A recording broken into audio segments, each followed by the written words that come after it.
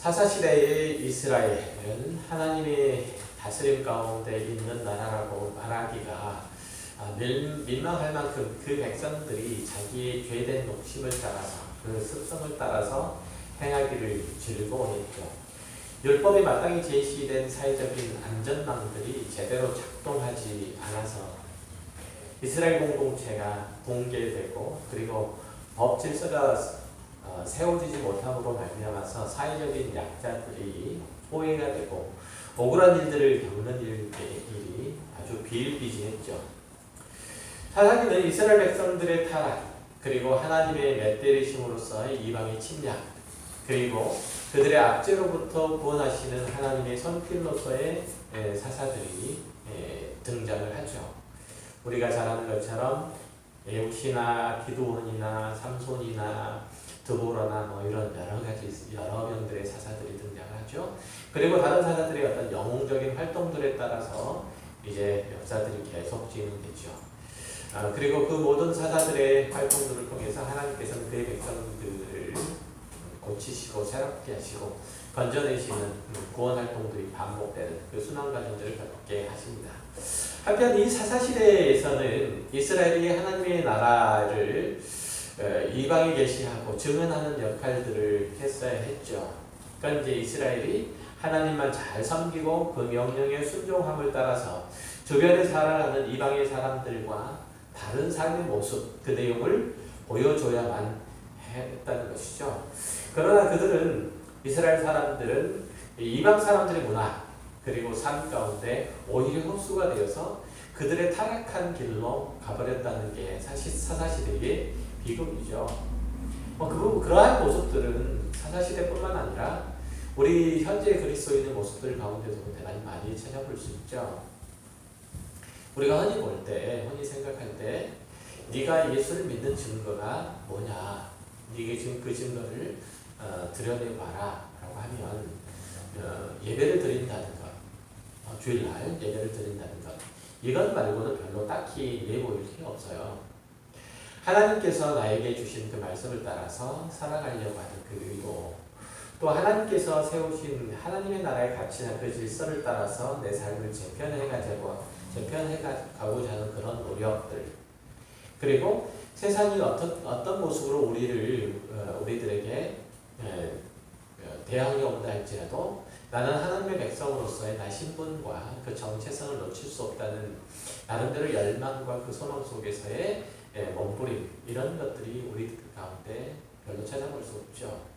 그러니까 세상 사람들 볼 때 우리가 교회를 다닌다는 것 외에는 저 사람이 예수를 믿는다는 하나님의 백성이라는 그런 증거를 찾을 수 없다는 점은 참으로 불행한 일들이죠. 하나님께서 그렇게 하시도록 우리를 부르시는 것은 아닐텐데 우리의 삶의 모습이 그런 모습을 보일 수 있다면, 그리고 어려울 때마다 힘들 때마다 하나님 앞에 나와서 자신의 형편들과 상황들을 아뢰고 또 그것들로 그 아뢰를 통해서 그 형편과 상황 속에서만 구원받기를 급급하는 모습이라면 우리는 사사시대에 살아가는 이스라엘 백성들의 삶의 모습, 그 형편과 다름이 없다는 것이죠. 참으로 안타까운 일들인 거죠. 이스라엘 백성들은 본디 하나님 외에 다른 이방 사람들을 섬기지 못하도록, 그렇게 이방 사람들의 신들을 섬기지 못하도록 그렇게 부름을 받았죠. 그러나 이스라엘 사람들은 이방 사람들이 섬기고 있는 그 신들, 바알이라든지 아스타롯을 섬겼고 그들의 음란한 문화들을 함께 가지고 와서 들어가서 그것을 즐기고 기뻐했다는 것이죠. 또한 이웃과의 어떤 담장들을 높이하고 그들의 형편에 관심을 갖지 아니하는, 아니 자신들의 생명을 연장하느라고 다른 이들의 생명을 갉아먹는 적자 생존의 정글로 만들어버렸다는 거예요. 하나님의 나라인 이스라엘을 적자 생존의 정글로 만들어버렸다는 거죠. 이런 모습이 사사기 21장 25절에 집약되어 있는 것처럼 그때에 이스라엘의 왕이 없으므로 사람이 각기 자기 소견에 옳은 대로 행하였다라는 말들 속에 집약되어 있죠. 자, 마지막 사사이자 선지자 시대를 활짝 열었던 사무엘, 이 사람은 모세 이후에 전 이스라엘을 아우르는 국가적 지도자로 인정이 되고 또 활동이 되죠. 당시 이스라엘을 괴롭혔던 그 적국 블레셋의 침략을 물리치고 이스라엘의 독립들을 잘 지켜냈던 거예요. 사무엘이 늙고 그 두 아들이 이제 그 두 아들에게 자신의 미래를 맡길 수 없었던, 자신들의 미래를 맡길 수 없었던 이스라엘 백성들은 자신들에게도 인근 국가들처럼 자기들 통치하고 다스릴 수 있는, 이끌고 전투할 수 있는 그 왕을 달라라고 요구하게 되죠. 물론 이 왕의 제도는 하나님의 다스림의 방법 안에 들어가 있는 것이지만, 그러나 이스라엘이 왕을 요구하는 동기는 전적으로 잘못된 것이었어요. 결국은 그들은 자신들이 원하는 사울을 왕으로 세웠던 거죠. 그러나 동시에 사울에게도 스스로가 하나님께 합한 자임을 입증해서 그분의 기름 부음을 받은 자가 될 수 있는 기회가 그에게도 있었어요.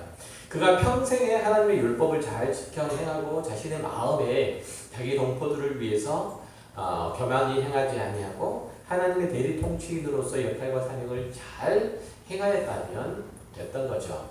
그럼에도 불구하고 사울은 그렇게 하지 않고 오히려 자신의 지위를 이용해서 자신의 이익을 사취했고 신정정치 제도에 치주하고는 어긋나는 절대 권력을 행사하는 세계사에 등장하고 있는 일반 독재국가의 군주와 같은 그런 행태를 계속해 나갔던 거예요.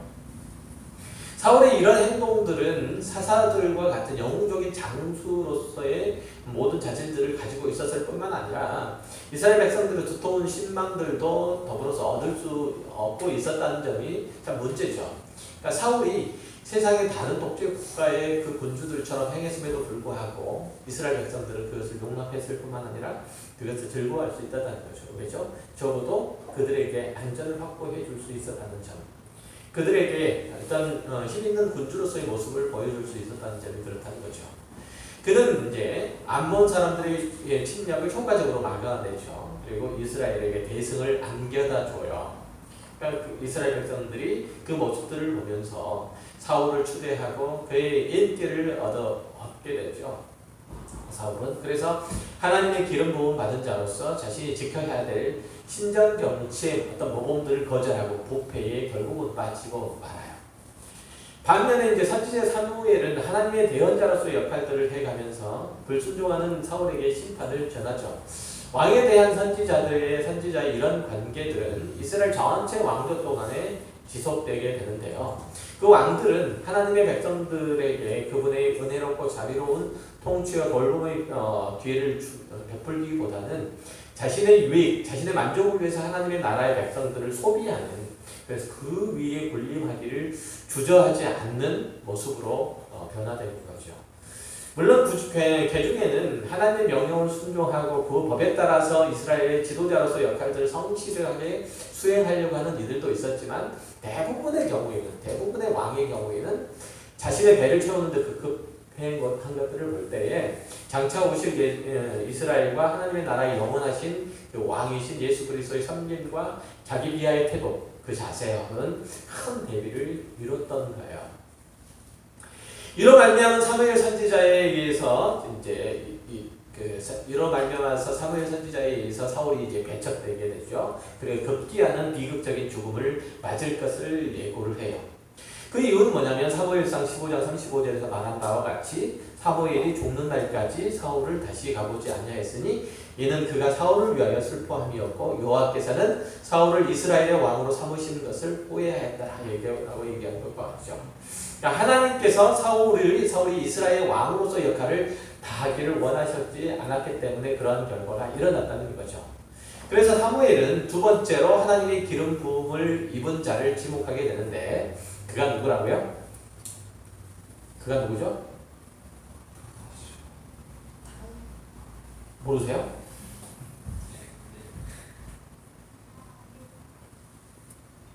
사무엘 다음에 왕이 누구라고요? 다윗이잖아요. 다윗. 지금 대답을 못하시고 계시는 이유는 딱 한 가지예요. 듣고 있지 않다는 거거든요. 대답했어요. 아, 했어요? 네. 아, 근데 왜 제가 못 알아듣죠? 크게 말씀하세요. 크게. 소심해가지고. 그게 이제 다윗이에요. 다윗은 이제 사무엘상 13장 44절에 따르면은 하나님의 마음에 합한 자였다고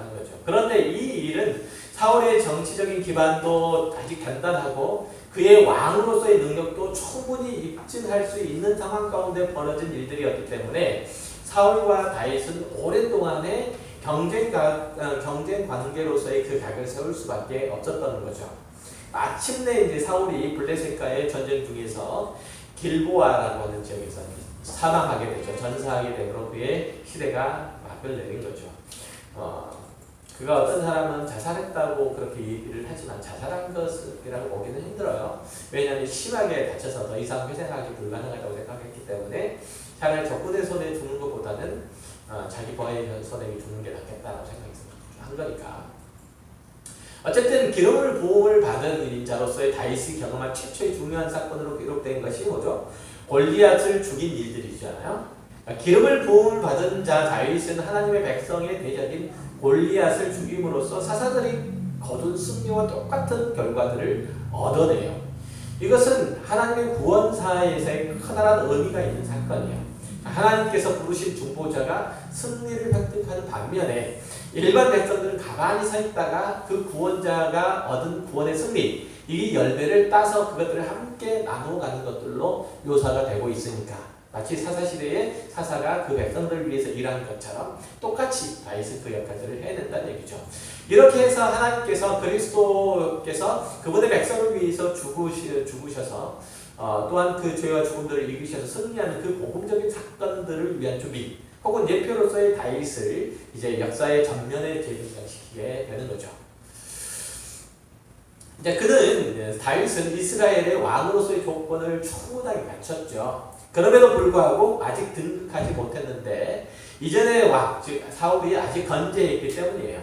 다윗은 하나님의 사자로서 기름을 부음받은 왕으로서의 사울의 직임을 철저하게 인정해요. 그때까지는. 그래서 다윗이 비록 사울의 박해를 받아서 일단은 추방을 받은 자들 그리고 난민들과 함께 광야를 누리 방황할 수밖에 없었음에도 불구하고 주님의 기름 부으신 자를 죽임으로써 하나님의 주권 행사를 미리 가로채버리는 그러한 일들을 하기를 단호하게 거절하죠. 우리는 자신의 욕심을 따라서 일을 처리해 놓고 대부분 경우를 보면 모든 것이 하나님의 뜻이고 그분께서 허락하신 일이라고 마치 코에 걸면 코골이, 귀에 걸면 귀걸이, 이혈령 귀혈령이라고 보통 그러죠. 이렇게 하기 십상인데 다윗은 그렇게 하지 않았다는 거죠. 하나님의 나라의 백성들에 대해서 자주권을 가진 왕으로서 등극하기를 거부했던 거예요. 자주권, 그러니까 주권이 누구에게 있다는 거죠? 자기에게 있는 것이 아니라 하나님께 있음을 알고 하나님께서 기름 부은 자들을 스스로 끌어내리지 않았던 거예요. 그는 하나님의 나라의 대리 통치임을 그렇게 해서 스스로 잘 알고 있었고 그렇게 고백하는 삶을 살았다는 점. 이게 다윗이 사울을 죽이지 않는 커다란 의미예요. 왜냐하면 그 의미가 있는 거죠. 단순하게 하나님께서 세우신이 아니고 그것은 그 일들을 통해서 이 모든 일들이 하나님의 주권 가운데 있다는 거예요. 절대 주권 가운데 있지. 그 나라의 일들은 하나님께 달려있는 거지 자신의 손에 의해서 열고 닫고 할 수 있는 권리가 자신에게 있지 않다는 것을 고백하는 힘이니까 굉장히 중요하죠. 그래서 다윗이 사울을 죽일 만한 기회가 2번이나 있었음에도 불구하고 그걸 거절하고 지긋지긋해 보이는 그 피신 생활들을 계속 해나가잖아요. 급기야는 적국인 블레셋 지경의 망명에 가서 아기스에게 자신과 식솔들을 의탁해야 했으니까 얼마나 비참했겠어요. 이런 다윗의 행위를 생각을 해볼 때 우리는 다시 한번 왕으로 지명된 자가 마침내 자기의 영광의 보좌에 올라오게 되기까지 배척과 고난을 겪게 된다는 이런 패턴이 이미 다윗이 겪는 사건들 속에서 나타나고 있음을 우리는 알 수 있는 거죠.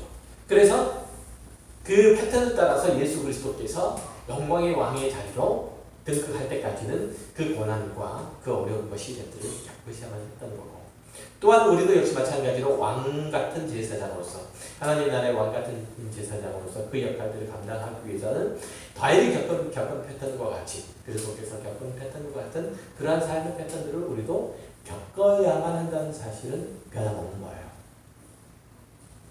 그렇다고 다윗이 이제 하나님의 대리 통치자로서 역할들을 완벽하게 수행했는지에 대해서 질문한다면 그렇지는 못하다는 것. 아주 그렇지는 못하다고 대답할 수밖에 없는 거죠. 다윗이 이스라엘을 통치한 시대를 면밀하게 이제 살펴보면 하나님의 구원 역사를 온전하게 담보하지 해내지 못했다는 그런 내용들이 많이 있어요. 실제로 보면 다윗의 치세 기간 동안에 하나님의 신정 정치와 인간의 죄성이 혼합된 형태로 많이 나타나요. 다윗의 시대를 보면 그의 정치, 그가 이스라엘을 다스렸을 때도 보면 그가 하나님을 의식하고 하나님의 주권을 따라서 살아간 것도 있지만 그렇지 못한 사례도 대단히 많이 볼 수 있기 때문에 그렇다는 거예요. 따라서 다윗이 죽은 이후에 그에 대한 선지자들의 평가가 없었다면 이제 우리는 보통 다윗이 사울보다 월등히 훌륭했는지에 대한 의혹을 가질 수밖에 없는 거죠. 다윗도 신명기에서 규정하고 있는 왕의 지침 대단히 많이 어겼어요. 하나님께서 세우신 대리 통치자로서 왕은 이렇게 해야 된다는 규정들이 있었잖아요. 그 규정들 되게 많이 어겼다는 거죠. 그러니까 하나님께서 뜻대로 국가를 통치할 때도 있었지만 그렇지 않고 왕이라는 자리가 권력 투쟁의 승자에게 주어지는 것이라는 이해가 있을 때도 있어서 그가 죽을 때쯤에 보통 그랬었죠. 그가 죽을 때쯤에 그의 평생에 함께했던 장군 요압을 제거하는 것들을 명령한 사실들은 그의 왕조를 이어가기 위한 지극히 인간적이고 폭력적인 수단이었어요. 사실. 비록 선지자들의 평가가 하나님께서 인간 왕들을 통해서 통치하려고 하는 이상들을 강조하고 있고 또 확실히 다윗의 통치로 인해서 정치, 경제, 군사 등의 모든 분야에 걸쳐서 이스라엘의 번영, 그 안정들을 이룬 건 사실이지만 그조차도 악으로 변할 가능성은 충분히 지니고 있었다는 점이 있어요. 그건 우리가 가지고 있는, 인간이 가지고 있는 불완전함이에요. 불완전함. 그러니까 우리가 이해하는 굉장히 중요한데, 그러니까 하나님께서 이 땅 가운데 하나님의 나라를 세우시고 그 나라를 통치하실 대리 통치자를 세우시지만 그 대리 통치자 역시 완전한 모습을 갖추지 못한다는 것. 한계가 분명하게 있다는 거예요. 한계가 분명하게 있다는 것은 변함없는 사실인 거예요. 다윗이 아무리 훌륭하다 할지라도, 그렇죠? 그 전에 사울이 아무리 개판이라 할지라도 그것이 한계들이 분명하게 있다는 거죠. 그러니까 확실히 이제 다윗의 통치 기간 동안에 큰 번영을 이루기는 했지만 그런 연약함들이 있었다는 거죠. 그러니까 더욱이 이제 볼 때 다윗이 우리아를 죽이고 그 안에 바세바를 취한 사건이라든지 그의 말년에 인구 조사를 통해서 하나님의 왕국의 지속성 이것을 뭘로 확인하려고 하는 거죠? 인간적인 힘인 국방력, 인구조사는 국방을 지금 확인하는 거예요. 자신의 나라가 어느 정도 부강한지를 보는 거예요.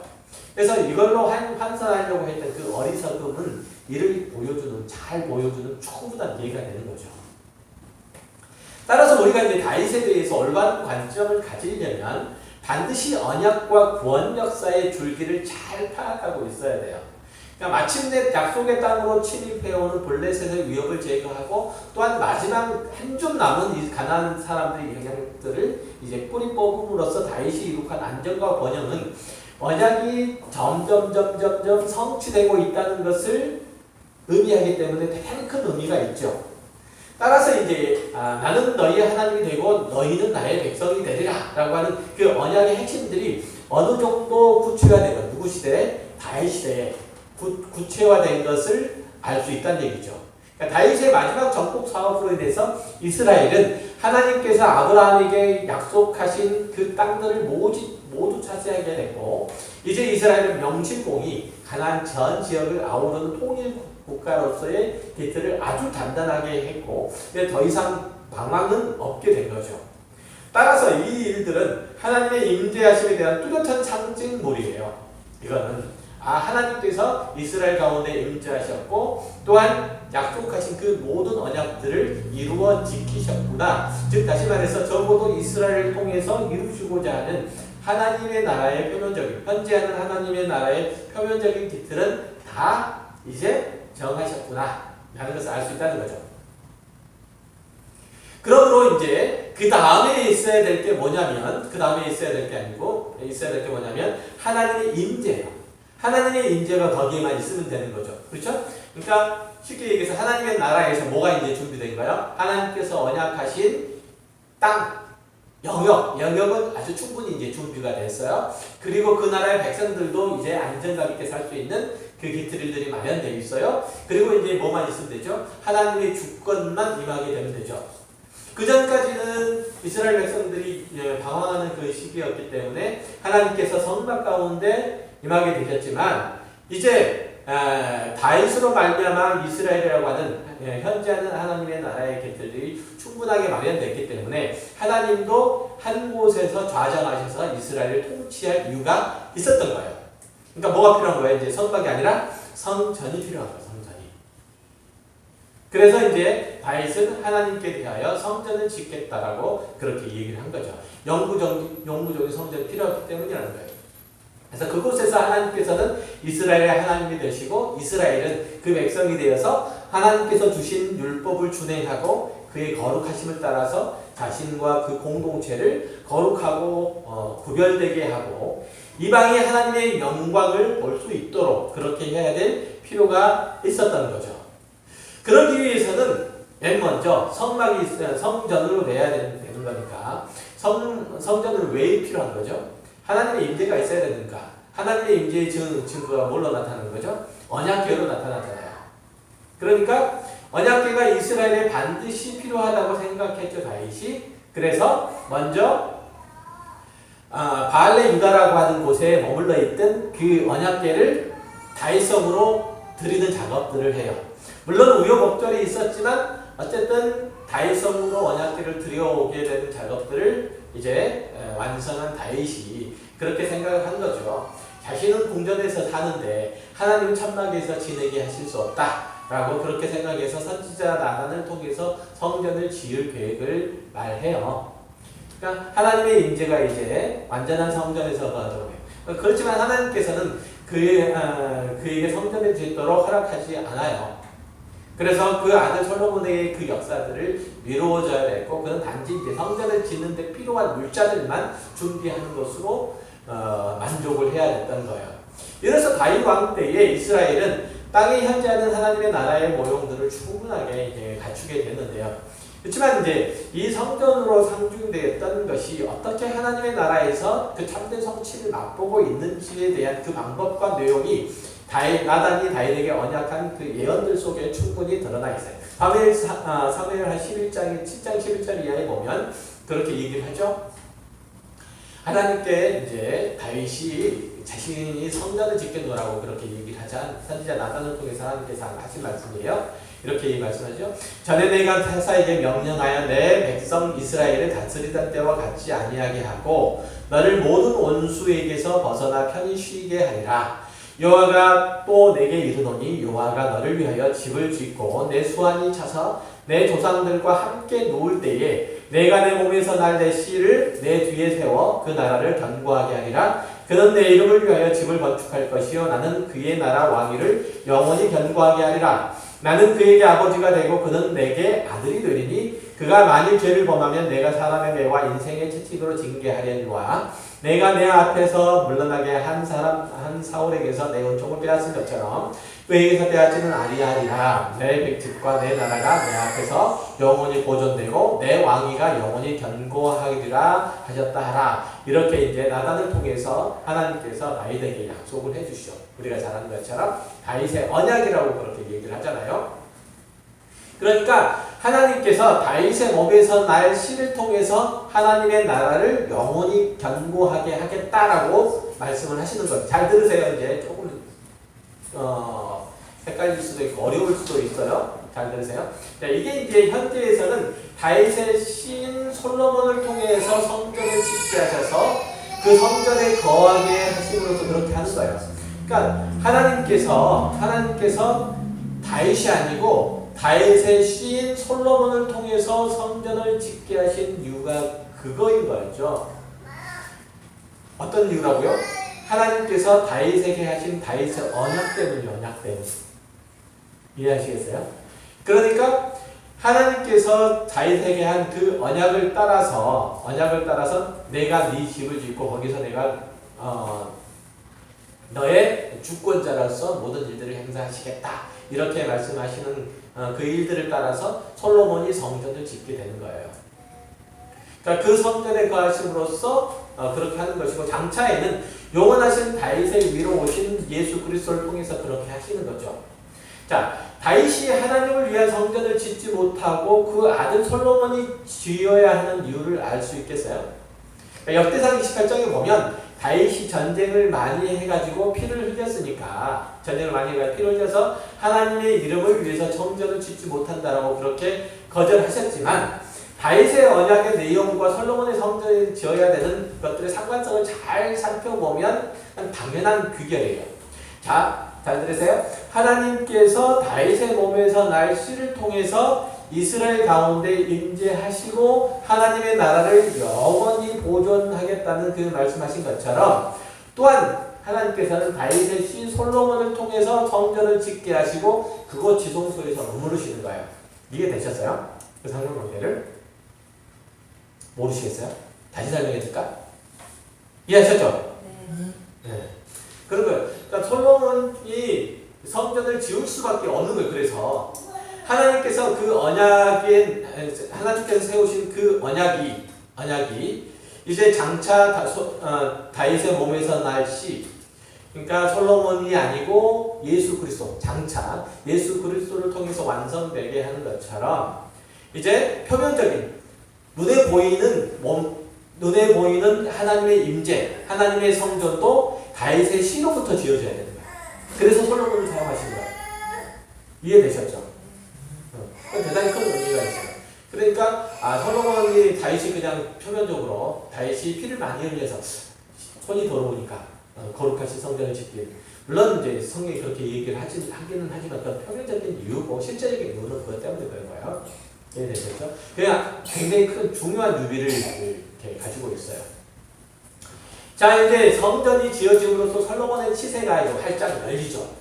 그는 이제 다윗의 아들로서 하나님의 집이 다윗의 아들에 의해서 건축되리라고 하는 나단의 예언을 이제 시간적인 의미에서 즉시 성취를 하는 거죠. 솔로몬의 시대가 되었습니다.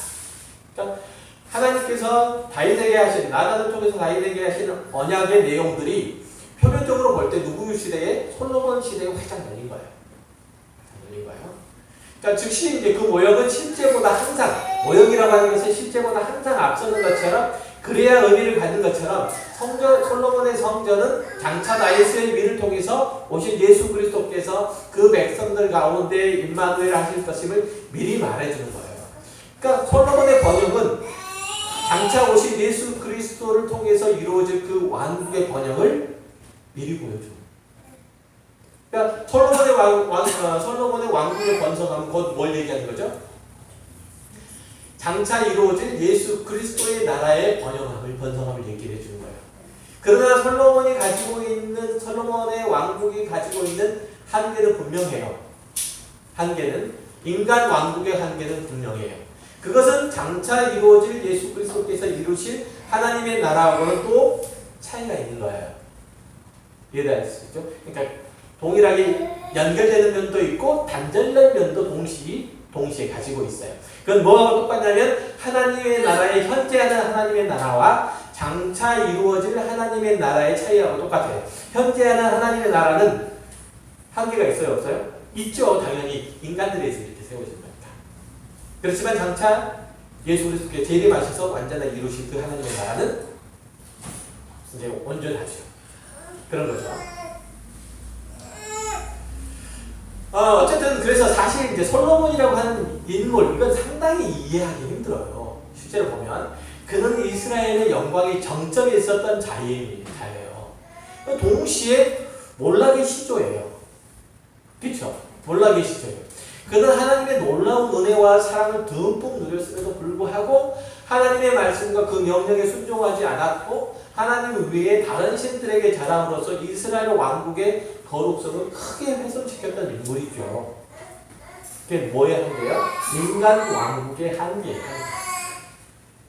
자, 솔로몬은 왕이 되자 그의 나라의 평화와 안전과 번영을 하나님께 의뢰하기보다는 애굽으로 달려갔죠. 그는 이제 애국 왕과 연합을 위해서 그의 공주와 정략결론을 하는 문제를 가지고 이것은 하나님께 대한 배교의 첫 단계를 위발시키는 원인이 되기도 하고요. 오늘 본문에서 읽었던 그런 내용들 왜 읽었느냐면 이게 하나님의 나라, 현재 하는 하나님의 나라의 한계를 보여주기 때문에 그래요. 그러니까 솔로몬이 이러한 형태의 그러한 그 번성한 모습들을 보여주고 있지만 오늘 본문 보여주고 있지만 이것은 하나님께서 원하시는 이스라엘 왕국의 본래적인 모습이 아니에요. 크게 어긋난 신명기 17장에서 얘기하는 왕이 갖춰야 될 그 규정들, 왕의 나라가 갖춰야 될 규정들 다 어긴 거예요. 그게 한계죠. 이걸 보여주고 있다는 것이죠. 그러니까 솔로몬의 지혜와 그의 왕국의 영광들은 국가의 번영과 안녕을 뒷받침해 주는 것으로 나타나요. 실제로 보면 열왕기상 4장 25절을 보면 솔로몬이 사는 동안에 유다와 이스라엘이 단에서부터 브엘세바 이르기까지 각기 포도나무 아래와 무화과나무 아래서 평안히 살았더라 이렇게 얘기하잖아요. 그러면은 이건 솔로몬의 통치 아래서 이스라엘은 안녕과 번영을 누렸다는 소리예요. 이 소리가. 그런데 이것은 하나님께서 그의 조상 아브라함에게 약속하신 것을 성취하는 거예요. 성취하는 것, 약속하신 거예요.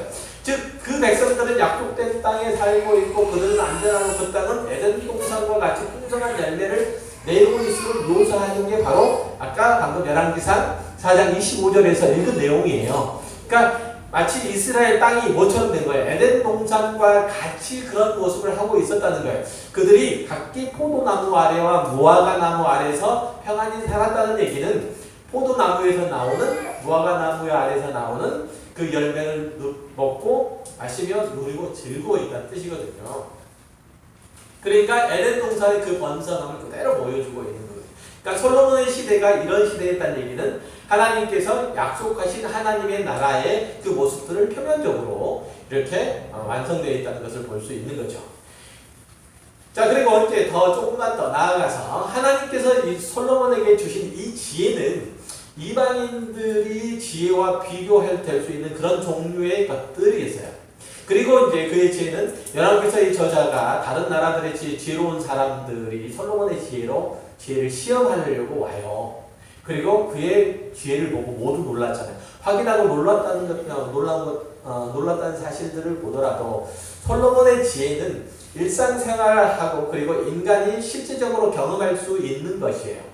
그러니까 솔로몬의 지혜라고 하는 것은 하나님께서 주신 지혜인 것은 틀림없지만 그것이 인간의 수준과 인간의 차원과 이해할 수 있는 범주 밖에 있는 내용이 아니고 그 안의 범주의 것이라 이런 얘기예요. 그래서 솔로몬의 지혜를 확인하러 왔던 사람들이 그 지혜를 보고 깜짝 놀라 이해 가능하니까 그죠? 납득이 가능하니까 깜짝 놀랐다는 것이죠. 그러니까 그 지혜 자체가 일상생활에 인간의 삶 가운데 아주 밀접하게 관련되어 있었던 어떤 것이라는 얘기예요. 그러나 이제 솔로몬의 지혜는 모든 만물, 세상 만사까지 속속들이 정통하고 있는 세속성을 지니고 있기 때문에 세속성을 지니고 있다는 얘기예요. 아까 방금 얘기했던 것처럼 그렇기 때문에 그런 지혜를 가지고 있는 사람은 여호와를 경외함을 기초로 삼고 있는 상태에서 떠나 있어도 그 지혜 형식을 취할 수 있는 상태를 가지고 있기 때문에 상당히 위험할 수 있어요. 이해되세요? 그러니까 솔로몬이 가지고 있는 지혜는 하나님을 경외한다는 그 기초 아래 서 있으면 그 문제가 안 돼요. 하나님의 나라의 백성으로서 하나님의 나라의 대리 통치자로서 자신의 역할과 사명들을 감당한다는 그런 의미, 그러한 어떤 목적을 가지고 그 지혜를 사용하면 그 문제가 안 돼요.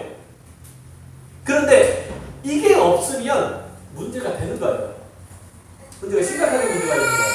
왜죠? 이게 아까 얘기했던 이 지혜는 뭐가 있다고요? 세속성을 가지고 있어요.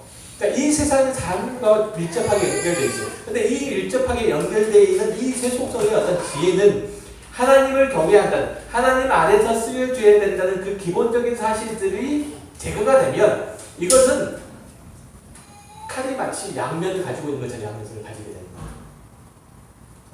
이해되잖아요? 이건 굉장히 중요한 얘기죠. 그래서 이런 우려가 솔로몬 시대에 현실적으로 나타났어요. 솔로몬 시대에. 그래서 성전을 지어서 이스라엘을 아름답게 했던 솔로몬이 배교자로 이제 전락하고 만 거죠.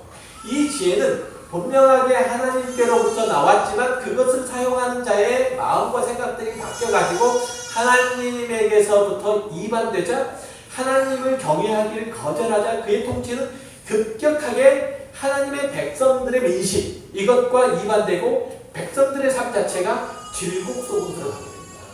고통 속으로 들어가게 되는 거죠. 그 비참한 결과가 후대에 바로 나타나요. 솔로몬은 분명히 지혜로운 왕이었어요. 하나님께서 그에게 지혜를 허락해 주셨어요. 그런데 솔로몬의 아들 르호보암이 왕자에 오르자 솔로몬의 대적이었던 느밧의 아들 여로보암과 그 한무리들이 이스라엘 사람들이 찾아와가지고 르호보암 찾아와가지고 얘기하죠. 자신들에게 시킨 노역과 무거운 세금이 부담하니까 가볍게 해달라는 요청이었어요. 다시 말해 무슨 뜻이에요? 우리들에게는 참 이거 뜻밖이잖아요. 굉장히 뜻밖이에요.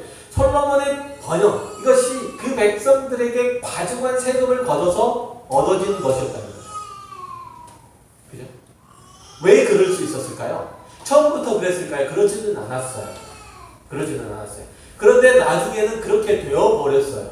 솔로몬의 지혜가 하나님을 경외하는 것들로부터 이반되니까 그 지혜를 가지고 뭘 하더라? 백성들을 질곡에 빠뜨리는 일들을 하더라. 백성들이 가지고 있는 것들을 압제하고 착취하는 그런 구조로 가버리더란 얘기죠. 그러니까 물론 처음부터 아까 얘기했던 것처럼 그런 것은 안 됐어요. 그렇지만 그가 하나님의 은혜의 통치에서 멀어지자 그 지혜를 그 백성들의 고열을 짜는 도구로 사용하게 된 거예요. 그래서 그의 아들 르호보암 때에 이제 이스라엘 부족장들이 그리고 이스라엘 사람들이 한꺼번에 몰려와서 세금 낮춰줘라 이렇게 요구를 하게 된 거죠. 그러니까 그는 이제 방만해진 그의 왕국 그로 인해서 구멍난 재정들을 메꾸기 위해서 백성들에게 과중한 부담을 주게 된 거예요. 그러니까 하나님께서 지혜를 주셨고 하나님께서 물질적인 풍요를 다 허락해 주셨는데 이 솔로몬이 그 안에서 살아가기를 거절하는 거예요. 하나님의 은혜 가운데서 살아가기를 거절하는 거죠. 그래서 하나님의 은혜의 손길, 자비의 손길, 하나님께서 네가 하나님 안에서 살면 그 율법과 계명들을 잘 지켜나가면 내가 너에게 복을 주시겠다라고 하는 신명기적인 어떤 역사관, 신명기적인 어떤 약속을 이제 하나님께서 거두시는 거예요. 그래서 솔로몬의 삶 자체가 이제 또 신앙 자체도 마찬가지로 그가 가지고 있는 모든 환경이 이제 결핍의 상태로 들어가는 거예요. 그런데 그 껍데기는 다 이미 어때요? 이 껍데기는 굉장히 화려하고 멋있어요. 그걸 유지해야만 했거든요. 그러니까 그가 가지고 있는 지혜가 뭘로 발전돼요? 악한 것들로 발전하게 돼요. 그래서 세상을 거두는 형태가 나타나요. 하나님께서 주신 것들로 만족을 하는 것이 아니고 그런 형태에서 백성들에게 과중한 부담을 지을 수밖에 없게 된다는 얘기죠. 그러니까 이런 우리도 마찬가지예요. 하나님께서는 그 자녀들에게 다양한 은사를 주셔요. 필요한 것 이상을 주시기도 해요. 그리고 우리는 하나님을 경외하는 것을 기초로 주어진 모든 것들을 하나님의 영광을 위해서 그의 선한 행실을 드러내는 데 사용해야 돼요. 하나님께서 주신 공동체를 위해서 사용해야 된다는 거죠.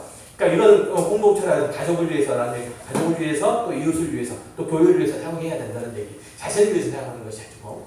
그렇지만 이 모든 일들을 거절하고 자신의 이름, 자신의 욕심을 따라서 그것들을 사용한다면, 그렇게 살아간다면 오히려 주어진 모든 것들이 그리스도인으로서 자신을 올가내는 그런 도구로 사용될 수밖에 없다는 거예요. 그렇게 용도할 수밖에 없다는 거예요. 이건 대단히 큰 의미예요. 그러니까 하나님께서 우리들에게 주신 은사는 항상 선을 드러내도록 되어 있지는 않아요. 솔로몬의 지혜가 그런 것처럼. 그러니까 그것을 우리가 어떻게 사용하느냐에 따라서 그것은 선이 될 수도 있고 때때로는 악으로 전락할 수도 있는 거예요. 하늘이죠. 그러니까 솔로몬의 지혜의 오역은 다윗의 통일 왕국을 분열시키는 결과를 야기시키게 되잖아요. 결국은. 그렇죠? 비극이잖아요.